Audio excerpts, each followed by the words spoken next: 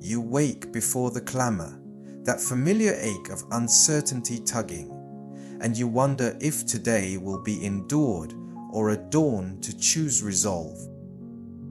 In the hush before sunrise, a pale ribbon of light invites you to surrender your tight plans and let the breeze move through your breathing.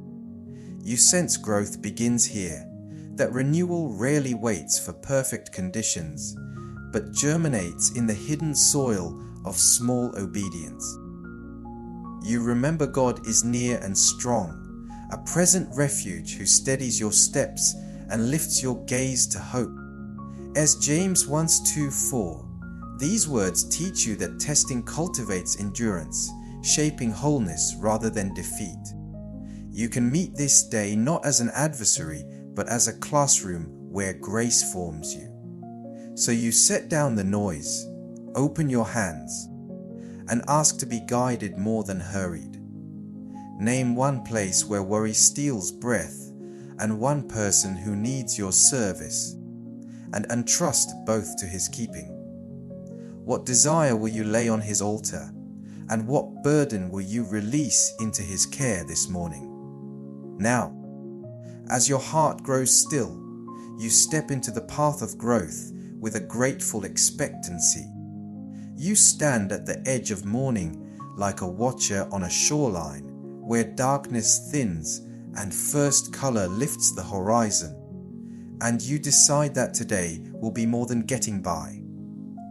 You choose the posture of learner rather than victim. You choose the patient strength that blooms when roots deepen beneath wind and salt. This is not bravado, but agreement with grace.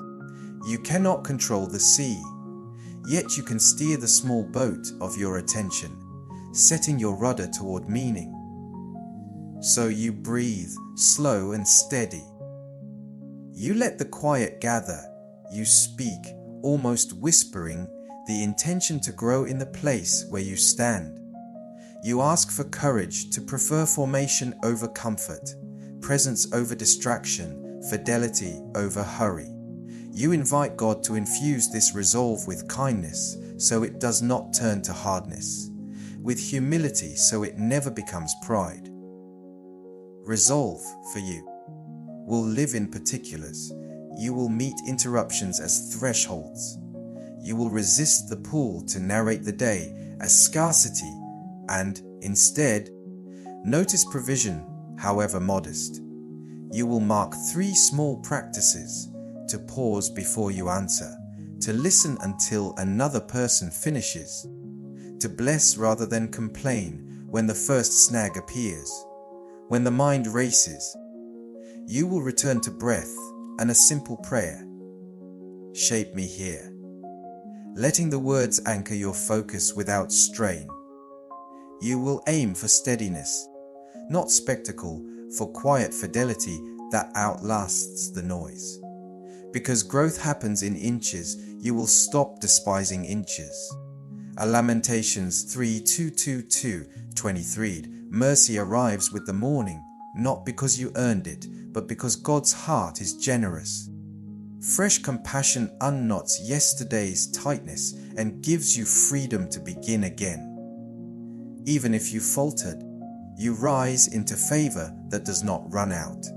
With that assurance, you turn toward what awaits: emails, dishes, decisions, the road, the room, the faces, choosing to interpret each as soil where a good seed can take. When anxiety knocks, you answer with a gentle practice. Name the fear, bless it with truth, and move the next inch faithfully. When impatience nips, you exchange it for curiosity. What is God teaching you now? Instead of bracing against difficulty, you bend like a reed that does not break. You keep your words honest and warm. You keep your pace human. You keep your eyes open for beauty, even a single bird stitching the air with a thin note of song.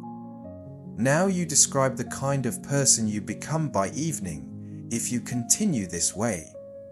Someone who noticed the lonely cashier, and offered regard. Someone who chose to reconcile rather than brood. Someone who asked better questions. Someone who ended the meeting without the last jab. You picture your heart as a lantern carried through corridors, throwing just enough light for the step you take. That is all you need. Illumination for this footfall, then the next. And if shadows lengthen, you remember the shoreline and the rising color, and that you were given this morning as a gift to grow through, not merely pass by. So you bless the hours, consecrate your effort, and set off with a gentle, steady resolve that welcomes formation wherever it finds you. You loosen your grip on outcomes the way a night flower loosens its petals to receive first light. And you discover that release is not defeat but alignment. You admit you cannot micromanage every contour of this day, and you stop wrestling the unchangeable. You name what you fear, speak it softly in God's presence, and put it down like a stone removed from a backpack. You slow your breathing, letting each exhale become a quiet yielding. You reject the script that says surrender erases agency, yielding redirects energy from worry into attentiveness. You ask for grace to trust more than you analyze, to lean rather than brace, to rest rather than clench. You practice surrender in concrete ways. You open your calendar, hold it with open palms, and welcome edits from heaven. You pause before the first message and ask that your tone be steeped in kindness. You write the most pressing concern on paper, and beneath it jot one step you can take and one weight you will entrust to God. You rehearse a simple breath prayer. Into your care. On the inhale and I release. On the exhale. Until your shoulders soften and your thoughts find gentler lanes. You picture the day as a winding trail. At each fork you choose attentiveness over hurry. When old habits return, you unclench again and notice how confidence grows whenever you release your demand to control results. Proverbs 3 and 5:6. These words call you to lean with your whole self on the one who knows the terrain.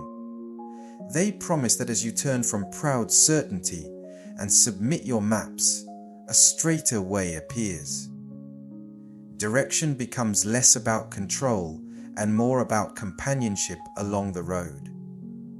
With that promise warming you like first sun, you examine where control once masqueraded as safety. Perhaps you guarded your reputation with prickly defensiveness, protected preferred plans with hard edges, or clung to a timeline that could not breathe. Now you experiment with a gentler strength. You allow others to offer their perspectives without rushing to correct. You accept delays as invitations to look again for wisdom.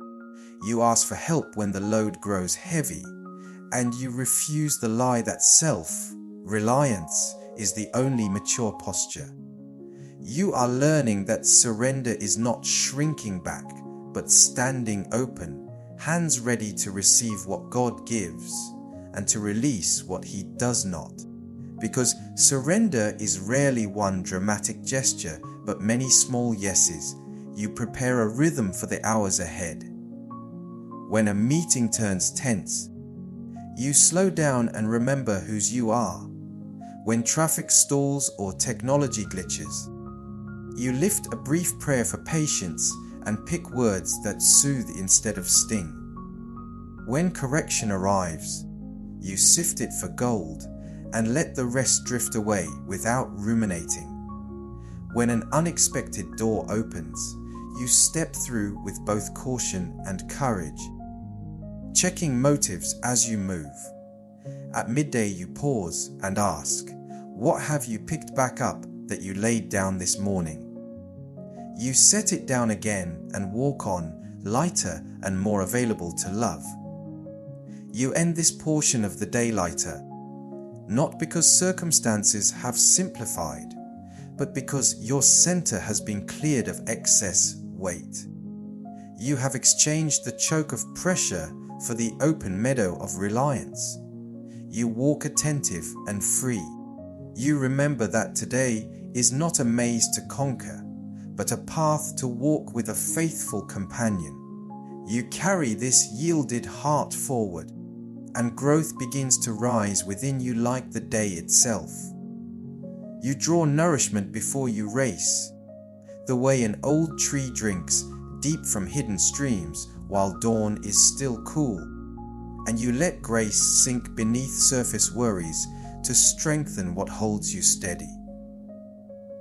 You picture your inner life as living soil, tended by simple rhythms that do not impress anyone yet quietly sustain you. A few lines of scripture savored, a whispered prayer while light climbs the window, a minute of silence where you listen as if your chest were a chapel. You sit with your spine upright and shoulders free, noticing how your body can either choke your focus or open it. You unclutter the first moments so your attention can breathe.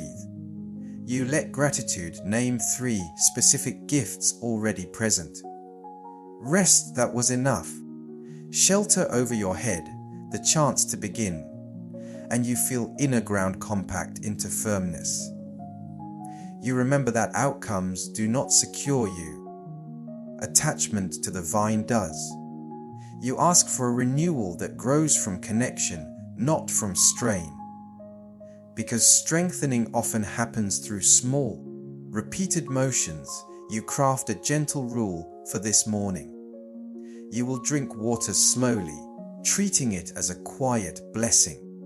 You will take an early walk or stand near a window, letting fresh air meet your lungs and reset hurried patterns.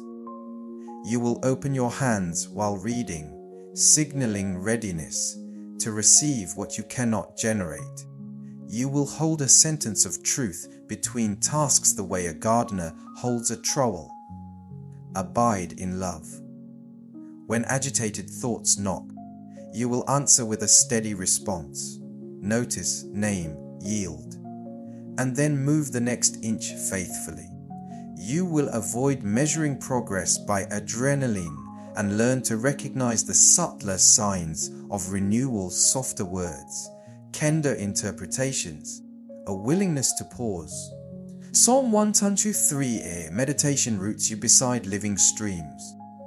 In due season fruit appears without frenzy because your delight stays near the source. Even in heat, your leaf need not wither when your mind rests in God's instruction.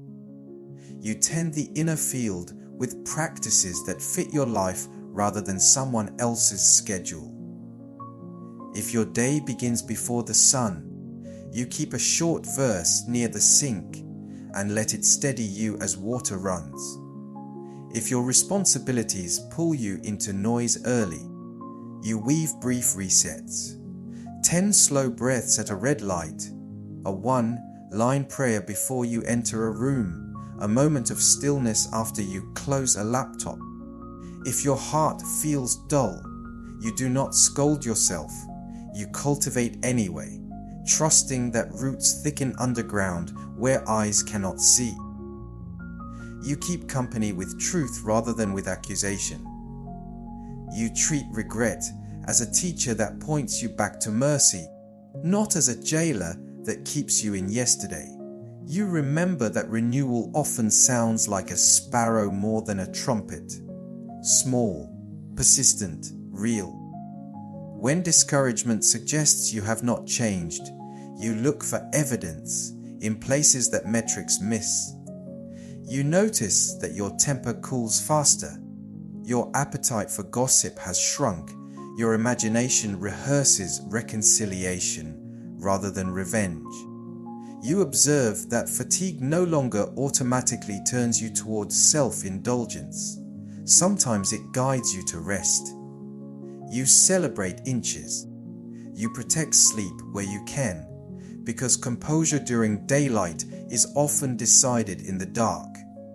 You refuse to baptize exhaustion as holiness, and you decline the myth that constant availability proves devotion.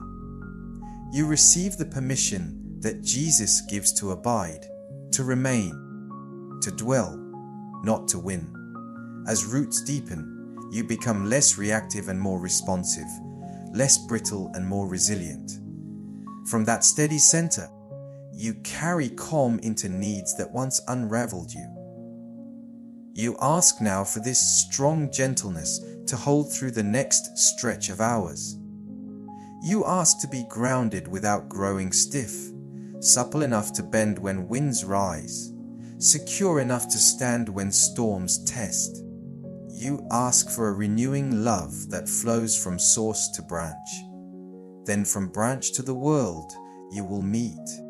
You trust that hidden work will yield visible goodness in time, and you carry on, quietly planted, deeply supplied, ready for guidance that soon arrives. You quiet the inner static until you can distinguish prompting from pressure, nudges from noise, and you find that wisdom often arrives like birdsong, present if you stop long enough to hear it. You ask a simple question as the day begins to move. What is the next good thing? Not the grand plan, only the faithful move. You keep your attention close to the ground, where feet actually land, and you trade anxious forecasting for patient listening. You test impressions by their direction. Do they bend you toward patience, truth, gentleness, courage?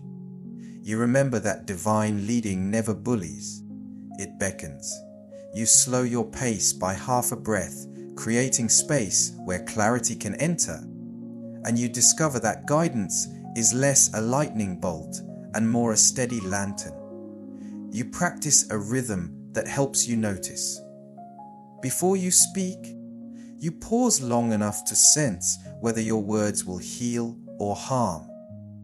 Before you accept another commitment, you hold the invitation in open hands and ask if it fits today's assignment. Before you reply to a difficult message, you draft, wait, reread with mercy, and then send. You look for alignment between inner conviction, scriptural truth, wise counsel, and the realities of your situation, trusting that convergence more than impulse. You name motives honestly. Is this about love or ego? And you let humility redirect you when needed. You remember that peace does not always mean ease. Sometimes it feels like quiet strength to do the hard thing kindly. So Isaiah 3:7-21, when you turn either way, a word attends you, not from far off but near. This nearness corrects drift and confirms direction. You move forward with a calm assurance that you are not walking alone. As you go, you cultivate 3 small practices to keep your bearings.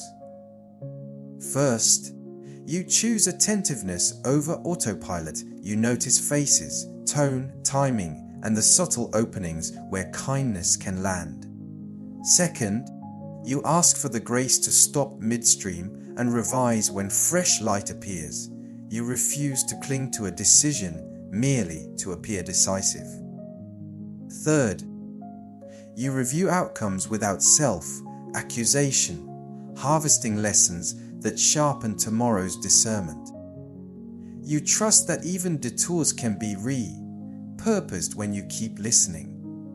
You keep short accounts with others, making quick repairs when your words nick.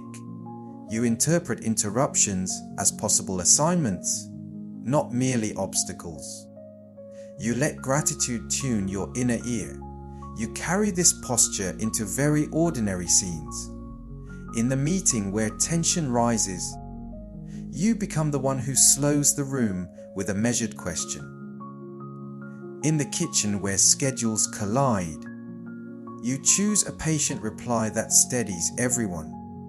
On the road when delays mount, You practice unhurried breathing and bless unseen workers making passage safe.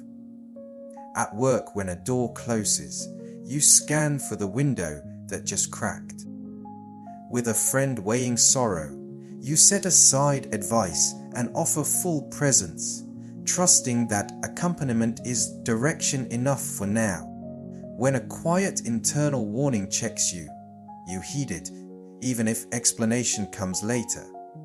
When a clear invitation to act arrives, apologize, encourage. Give, you obey without theatrics. By afternoon, you notice a new steadiness. Decisions feel less like cliffs and more like stepping stones. You no longer demand maps for miles ahead. You keep asking for the shape of the next faithful move. You bless your limits because limits often point the way as surely as opportunities. You remember that the shepherd leads with care and that paths marked by integrity might be narrower, but they are clear. You end this section of the day with a brief examines. Where were you led? Where did you resist? You thank God for the moments you recognize the lantern, and you entrust the places you missed to mercy. Then you take the next right step, light enough to be guided again. You let roots feed branches until generosity becomes your natural weather. And you decide that the measure of this day will not be what you gain, but what you offer. You picture yourself as a channel rather than a reservoir. What you received in quiet now moves outward as care. You remember that growth ripens when others are nourished by it. Patience in a line, fairness in a decision, steadiness when tension rises, tenderness in a rush. You set an intention to translate inner devotion into outward blessing. You ask for eyes to notice the person at the margins, hands ready to lift a small weight, and words that strengthen rather than sting.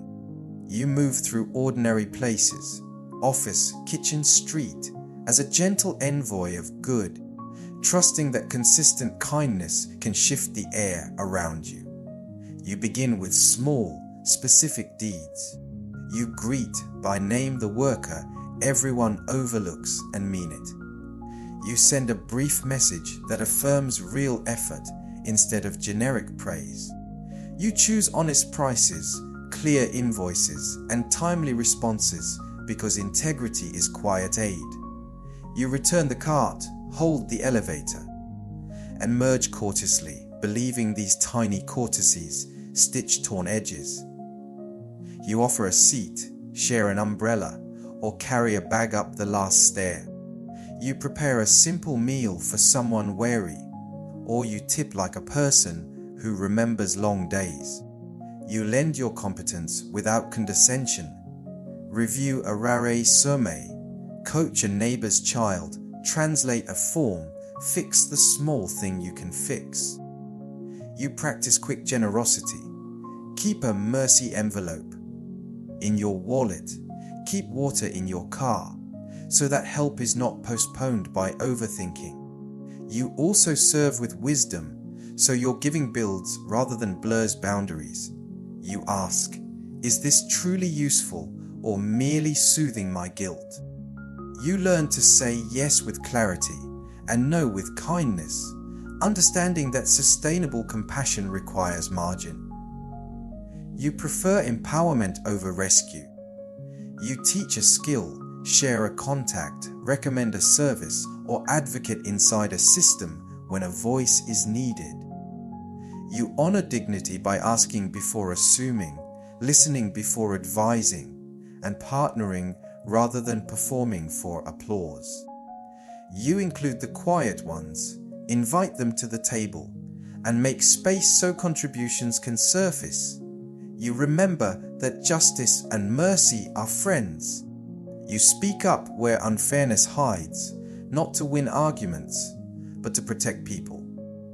You keep your motives clean by offering thanks when your effort is unseen, trusting that seeds sown in secret still grow. Because fruitful living is not a performance but a pattern. You choose repeatable rhythms. You set a daily aim. Encourage one person by name. Lighten one burden, mend one breach. You carry a short question into each interaction. What would lift this person right now? Sometimes it is efficiency, sometimes it is presence. You resist the fatigue that comes from chasing dramatic moments and embrace the quiet work that persists. Showing up, following through, finishing tasks with care. When your energy dips, you rest without shame so you can give again from overflow rather than fumes. When discouragement whispers that small deeds do not matter, you remember that orchards begin with tiny kernels and that steady rain fills a well. You bless the hidden path. Unnoticed emails, cleaned counters, wise replies, repaired misunderstandings, knowing that goodness accumulates like dew. You end this stretch of hours aware that you did not fix the world, yet you changed the weather around several lives. You offered attention where distraction is common, dignity where dismissal is easy, and grace where irritation usually reigns. You felt your heart enlarge when you celebrated another person's win, forgave a slight, or yielded the final word. You discovered again that when you pour out, you are not emptied. Channels are replenished as water moves. You carry forward this disposition. Open hands, steady pace, clear motives. And you ask to be made ready for the next need that crosses your path. You walk on, bearing the quiet fruit that proves your roots are alive. You gather the strands of this morning. Resolve chosen, control released. Roots watered, steps guided, love poured out.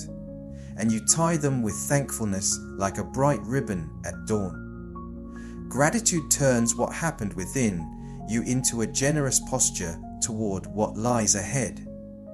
You remember that every breath arrived unbilled, every beam of light unsolicited, every chance to repair or bless a mercy. You speak thanks for the unseen protections and the hard lessons that refined character.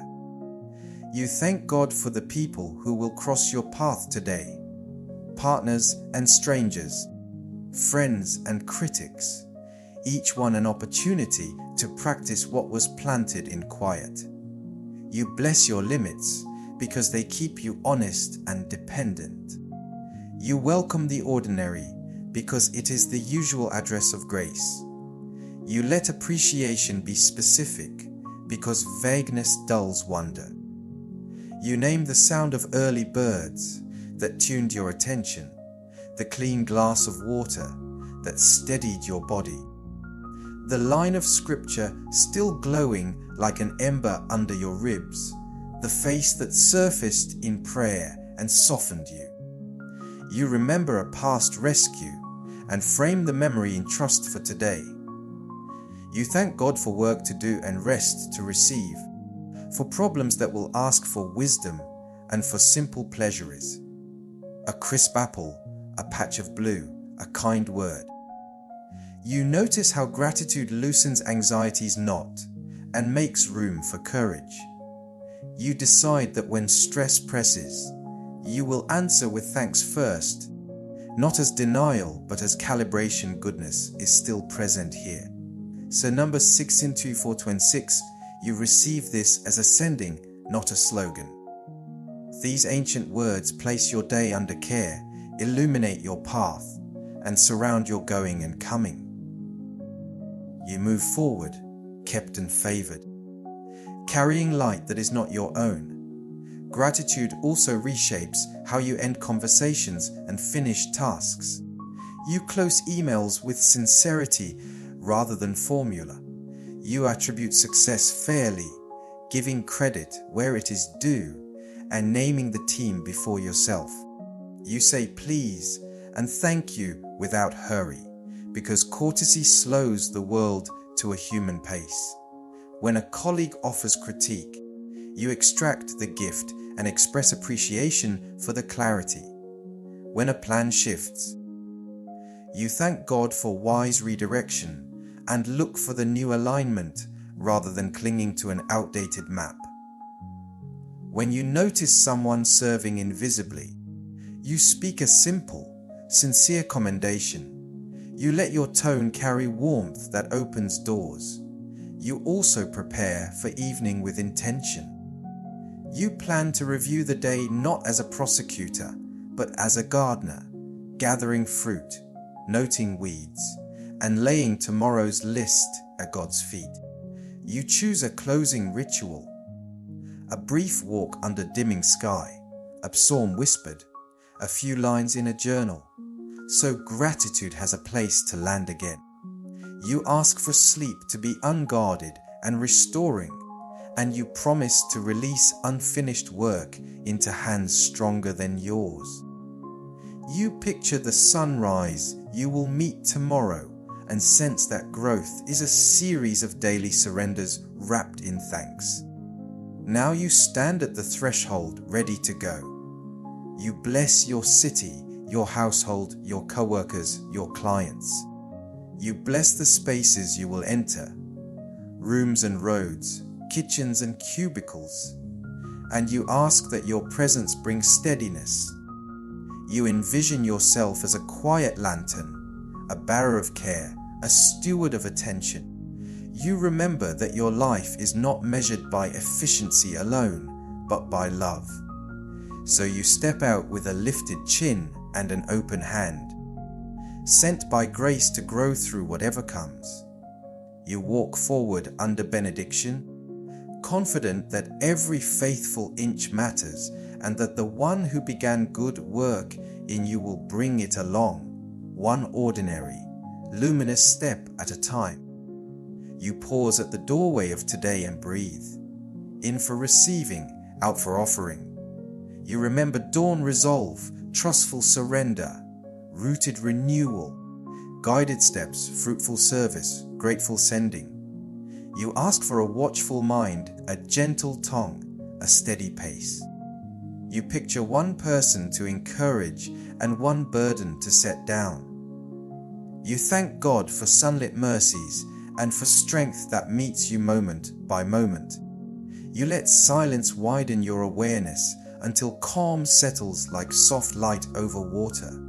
You say, "Lead me, keep me, make me useful." Then you step forward, loved and ready.